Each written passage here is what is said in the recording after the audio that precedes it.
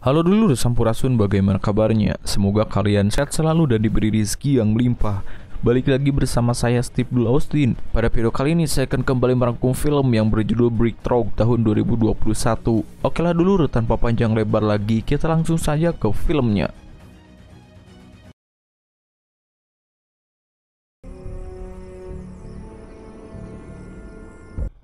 Film diawali dengan diperlihatkan seorang penembak jitu yang sedang berkamuflase.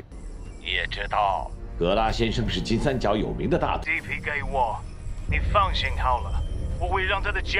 Mereka ditugaskan untuk menjebak salah satu gembong narkoba yang berada di daerah segitiga emas Asia Tenggara. 就怕了。 Terlihat para pasukan sedang menjalani misi dan tugasnya masing-masing, di mana ada seorang pria yang menyamar dan akan bertransaksi narkoba dengan bandar di daerah itu. Dengan didampingi oleh beberapa pasukan, di sana transaksi pun dilakukan.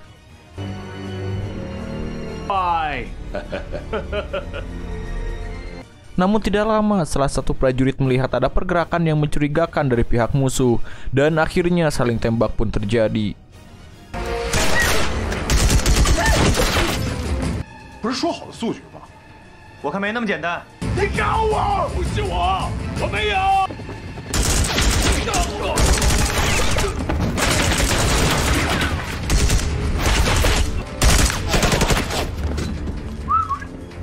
Sementara di luar, seorang sniper yang bernama Garo sudah standby mengamankan situasi. Namun karena pasukan musuh berdatangan, akhirnya menugaskan para pasukan untuk segera mundur. 赶紧撤离！撤！格拉的增援到了。 Sambil melarikan diri, para pasukan juga harus terlibat baku tembak dengan musuh.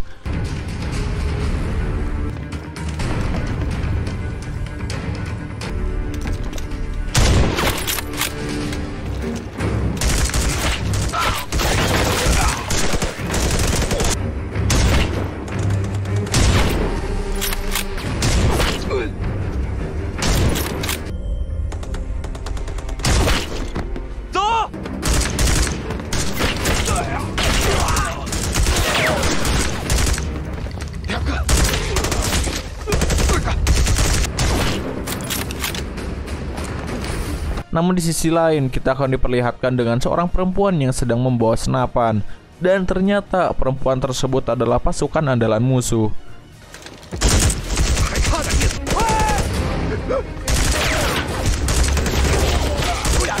Di saat akan melarikan diri, wanita tersebut berhasil meneror para pasukan.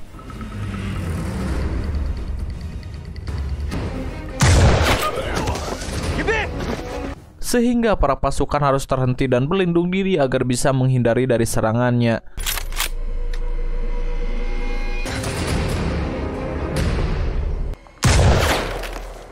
Melihat ada sniper musuh, sang ketua memberi arahan kepada para pasukan untuk segera pergi sesuai arahannya.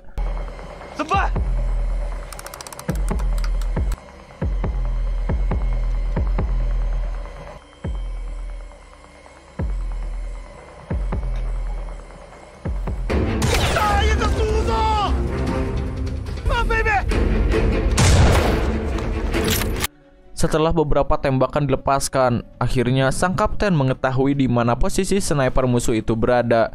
Kemudian menyuruh para pasukannya untuk kembali bergerak.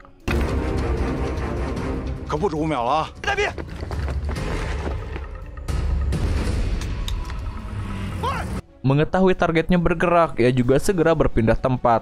Dan sang kapten yang melihat musuhnya berpindah tempat membuat ia juga harus terpaksa berpindah posisi.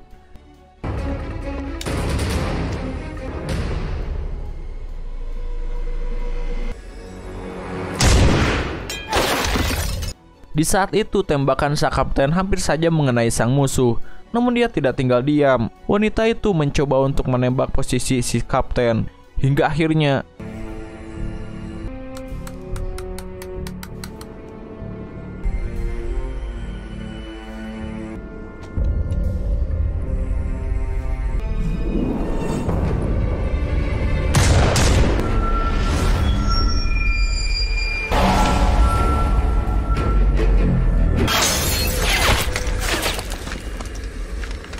sang kapten berhasil mendaratkan tembakannya tepat di kepala si wanita.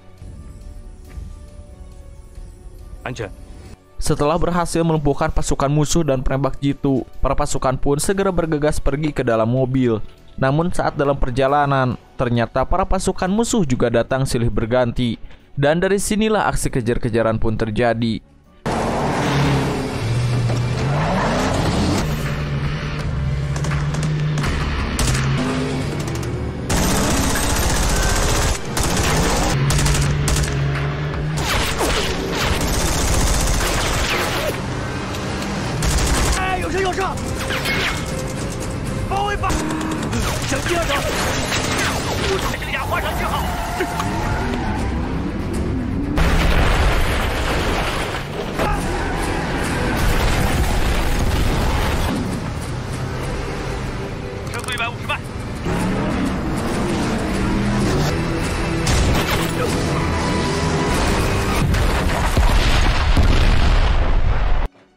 Singkat cerita, mereka akhirnya berhasil menghabisi pasukan musuh.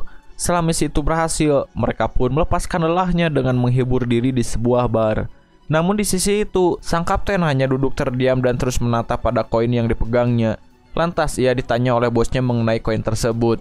Sang kapten pun menjawab bahwa koin ini adalah sebuah keberuntungan dalam hidupnya. Ia tidak pernah sekalipun lupa membawa koin tersebut.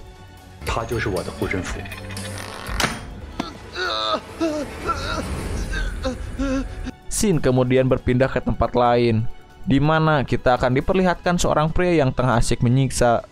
Setelah itu ia ditelepon dan mengatakan bahwa aksi pembunuhan gagal. Bahkan wanita penembak jitu yang ternyata adalah muridnya juga sudah tewas. Mendengar hal tersebut lantas membuatnya tampak emosi, hingga akhirnya ia memutuskan untuk menghabisi para pasukan itu.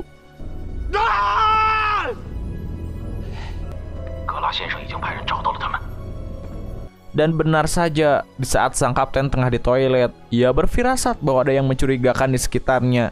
Hingga akhirnya aksi perkelahian pun terjadi.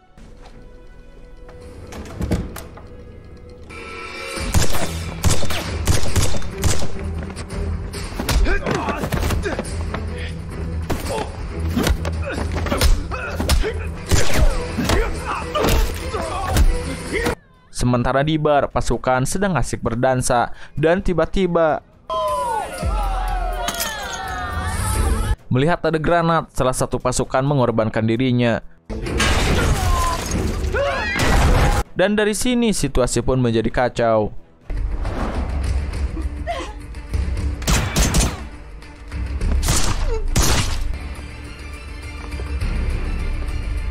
Untungnya mereka berhasil mengalahkan beberapa pasukan.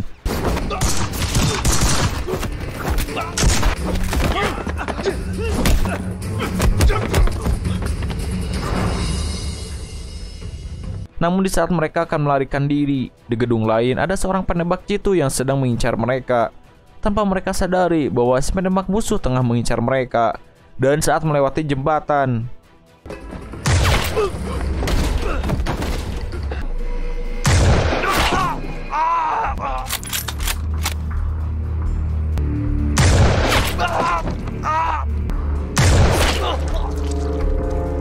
saat sang kapten tiba, ia sangat terkejut melihat pasukannya harus menjadi korban. Namun di saat itu, salah satu pasukan berusaha untuk menyelamatkan temannya.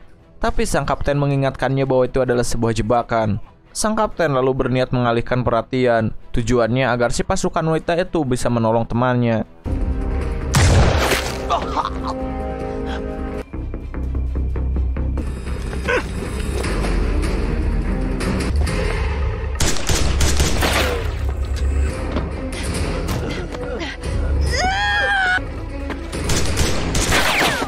Namun saat dia berusaha untuk menolongnya,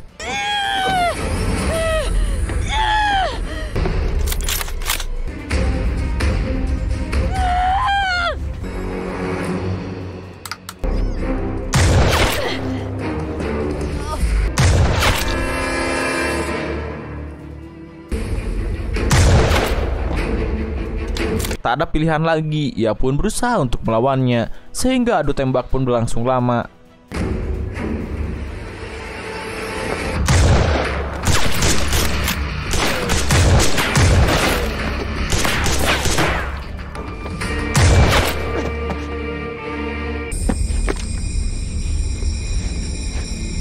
Namun saat detik-detik akhir, mereka masing-masing melemparkan tembakan.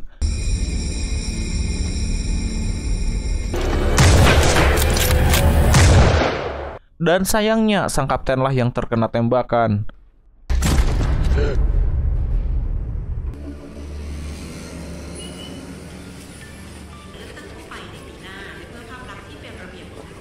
Scene kemudian berlanjut 8 tahun kemudian.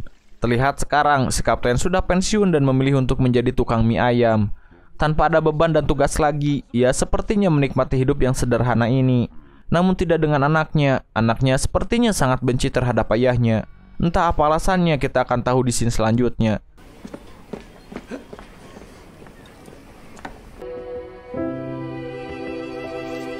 Kemudian sang kapten meratapi foto istrinya yang sudah meninggal. Dan dari sinilah semuanya terungkap.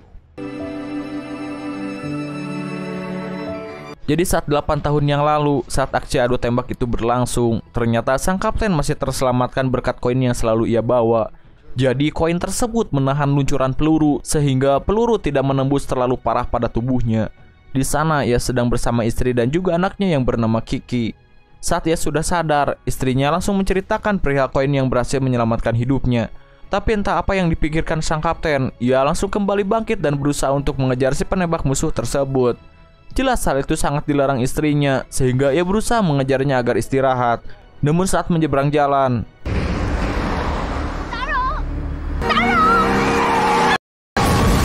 sang istri pun harus tewas tertabrak. Dari kesalahan inilah membuat Kiki selalu marah terhadap ayahnya. Bahkan ia sering meminta kepada pacarnya agar membawanya pergi menjauh dari ayahnya. Kiki mempunyai seorang pacar yang bekerja di Lazada Express. Tapi di hari itu, pacarnya meminta tolong agar mengantarkan paket sesuai permintaan. Tanpa pikir panjang, ia mengiyakan permintaan sang pacar. Tanpa ia sadari bahwa disitulah semua kecelakaan ini terjadi. Kiki kemudian mendatangi salah satu pabrik yang diduga pabrik mainan. Namun tidak ada rasa curiga apapun, Kiki mengambil paketnya dan langsung pergi untuk mengantarkan paket tersebut.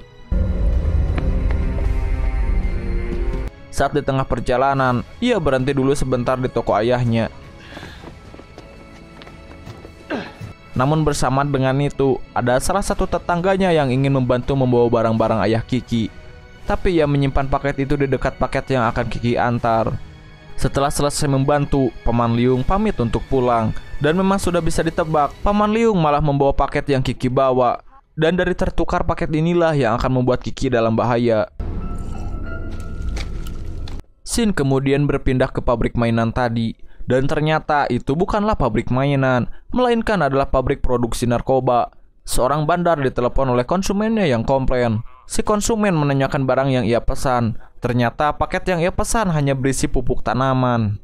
Merasa ada masalah dengan paket itu, si mandor pabrik itu pun langsung menyuruh bawahannya untuk memanggil pacarnya si Kiki. Singkat cerita, pacar Kiki akhirnya berhasil ditangkap dan diinterogasi.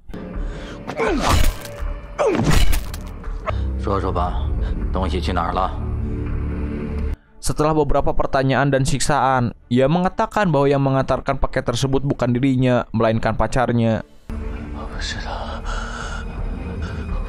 Tanpa lama-lama, mereka langsung mendatangi rumah Kiki. Kemudian mereka ternyata sudah lama menunggu kedatangan Kiki. Setelah Kiki tiba, mereka langsung masuk dan menangkap Kiki. Di sana Kiki diinterogasi dan diberi siksaan.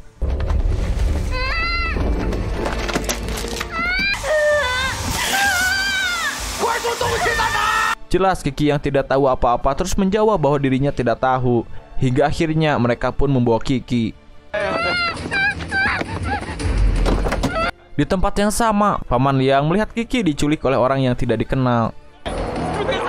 Kiki langsung dibawa ke tempat si bandar dan di sana mereka diinterogasi. Kiki akhirnya mengetahui bahwa pacarnya juga adalah seorang pengedar. Sontak hal itu membuatnya kecewa. Tapi sang pacar mengelak bahwa ia melakukan itu hanya untuk menghasilkan uang lebih dan membawa Kiki pergi dari daerah sini. Sementara di tempat lain, sang kapten mendapat kabar tentang anaknya yang diculik. Paman Liang menyebutkan tanda-tanda si penculik bahwa di dalam mobilnya terdapat jimat yang menggantung dalam mobil. Melihat foto Kiki bersama pacarnya di gudang Lazada, akhirnya ia mendapatkan dua petunjuk. Tanpa berlama-lama, ia langsung mendatangi di mana gudang Lazada itu berada. Setelah berada di tempat gudang Lazada, sang kapten langsung bertanya kepada atasan mengenai Saiban yang merupakan pacar Kiki. Dengan sedikit ancaman, akhirnya orang itu memberitahu Saiban bahwa Saiban berhubungan dengan seseorang di toko mainan di daerah tertentu. Berbekal informasi itu, sang kapten langsung mendatangi pabrik itu. Benar saja, di sana ia melihat mobil yang terdapat jimat yang menggantung di mobil. Dari tanda ini, ia yakin bahwa disinilah para penculik berada. Tanpa membawa senjata apapun, ia berhasil menghabisi satu persatu penjaga di sana.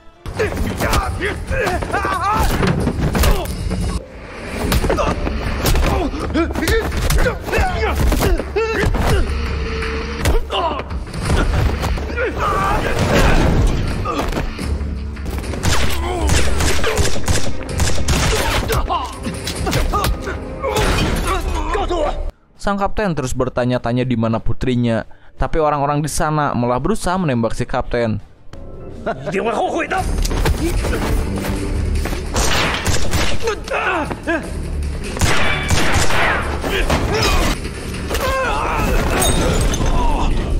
Tentu saja sangat mudah sekali bagi si kapten menghabisi mereka semua. Namun salah satu dari mereka berhasil kabur dan berhasil membawa Kiki juga. Si kapten berusaha mengejar, namun apalah daya, mobil yang kencang membuat ia tidak mengejarnya. Lantas ia kembali lagi kepada Saiban dan mengatakan apa yang sebenarnya terjadi. Saat Saiban menceritakan semuanya, ia merasa bersalah dan ingin memberitahu si kapten. Mungkin saja jika mendatangi orang yang memesan narkoba itu, Kiki bisa ditemukan. Setelah itu mereka berdua pun mendatangi bandar yang lain juga. Dan di sini si kapten berhasil menghabisi mereka semua. Namun ternyata mereka tidak tahu apa-apa perihal Kiki.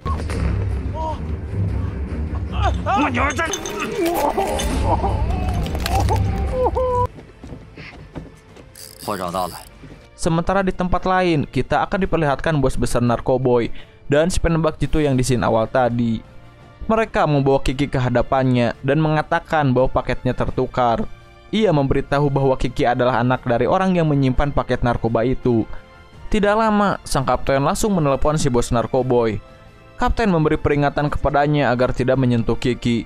Tapi dengan songongnya, ia mengatakan, jika Kiki ingin selamat, maka Anda harus mengembalikan paket tersebut. Si bos lalu memberi perjanjian kepadanya, di mana mereka akan bertemu dan menukarkan barang tersebut. Si kapten merasa bahwa ia tidak membawa barang-barang itu, langsung memeriksa CCTV di sekitar tokonya. Dan alhasil, akhirnya ia mengetahui bahwa paket tersebut telah tertukar dengan paket milik Paman Luang.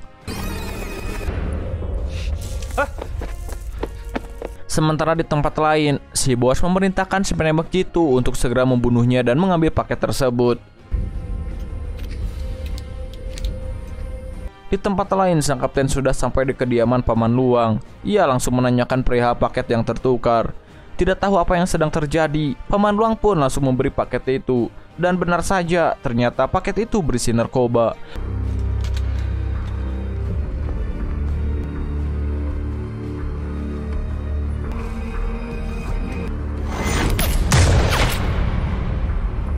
Di saat ia akan kembali, tiba-tiba ternyata si penembak jitu dengan cepat sudah menarget mereka. Untungnya ia berhasil menghindar, tapi pasukan musuh juga berdatangan, dan dengan mudah mereka berhasil menghabisinya.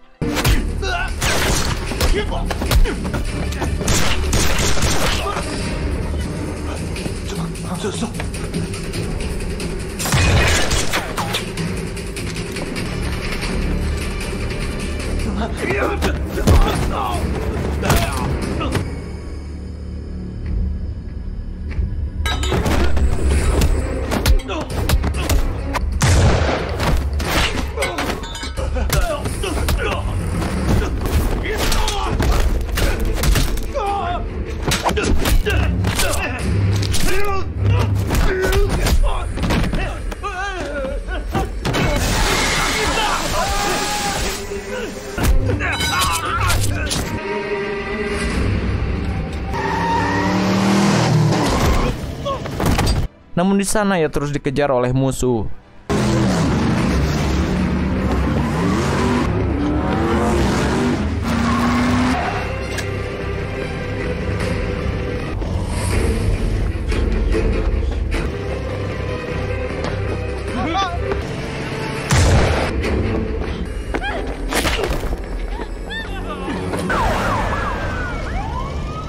Sehingga secara bersamaan para polisi pun datang ke sana. Tidak ingin berdampak panjang, si penembak musuh pun langsung pergi. Di sini si kapten sempat diinterogasi oleh polisi. Namun di sana ia melawan dan mengatakan bahwa ia tidak tahu apa-apa. Ia hanya ingin menyelamatkan putrinya. Si polisi hanya bisa diam dan tidak bisa menahan si kapten. Setelah itu, disinilah ia kembali membangkitkan keberaniannya sebagai kapten, sekaligus membahaskan dendam 8 tahun yang lalu. Saiban datang ke sana untuk membantu si kapten, walaupun sebenarnya sang kapten tidak butuh bantuannya.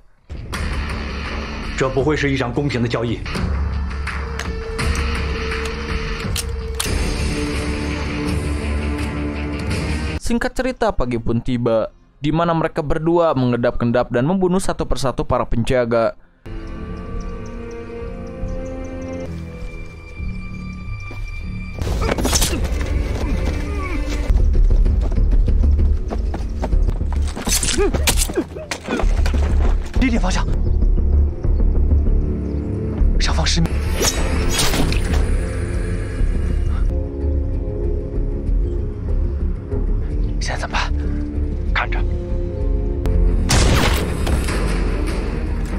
Mendengar ada kerusuhan di atas, sang bos pun langsung mengirim pasukan untuk menghentikan pergerakan sang kapten. Di sini juga si penembak jitu juga ikut turun tangan untuk menghentikan pergerakan mereka berdua.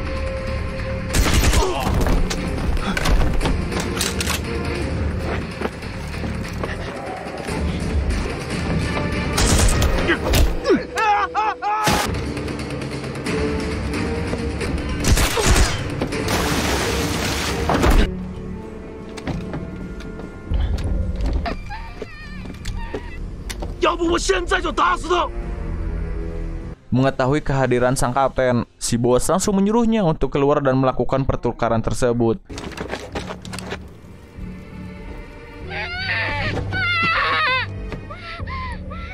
Saat pertukaran itu dilakukan, di sini kekacauan pun terjadi.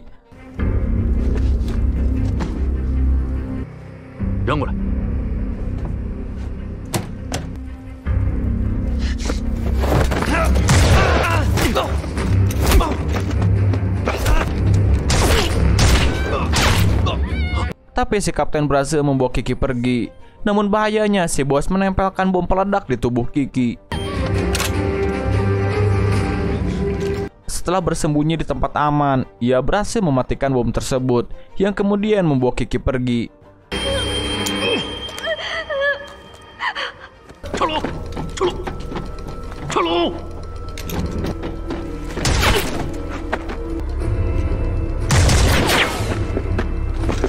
Tapi di sisi lain, ternyata si penembak itu masih mengincar mereka. Di sela-sela itu, tanpa diduga Paman Liung datang ke sana. Di sana ia membawa mobil. Di saat akan pergi, Paman Liung berhasil ditembak oleh musuh. Merasa dendam 8 tahun perlu dibalaskan, si kapten menyuruh Saiban untuk membawa Kiki pergi. Dan di sini ia akan menghadapi sniper itu.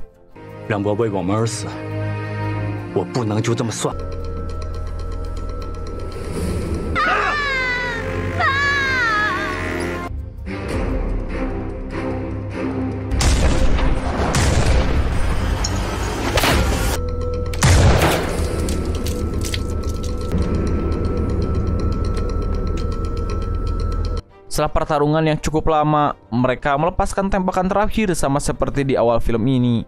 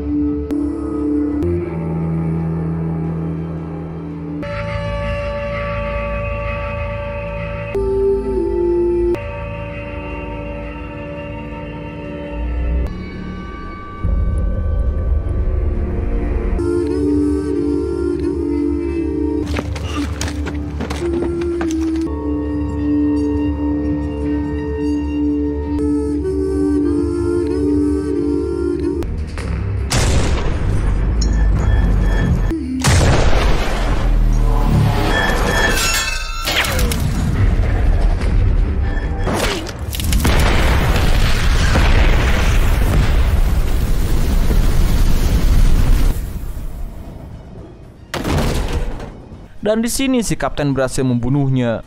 Akhirnya ia berhasil menyelamatkan putrinya sekaligus membalaskan dendam yang lama. Di akhir film ini, kita akan diberi cerita bahwa sang kapten melaporkan keberadaan para pengedar narkoba. Hingga akhirnya polisi berhasil memberantas semua jaringan narkoba. Namun sang kapten harus menerima hukuman pahit 12 tahun penjara karena diduga ia juga adalah pengedar narkoba. Oke lah dulu, dan film ini pun udahan bor. Nah itulah dulu seluruh cerita film Breakthrough tahun 2021. Nah itu saja yang bisa saya sampaikan. Jika ada kesalahan, saran maupun kritik silahkan tulis di komentar. Sekian dari saya Steve Dula Austin Ujuk Didi dan mengucapkan terima kasih.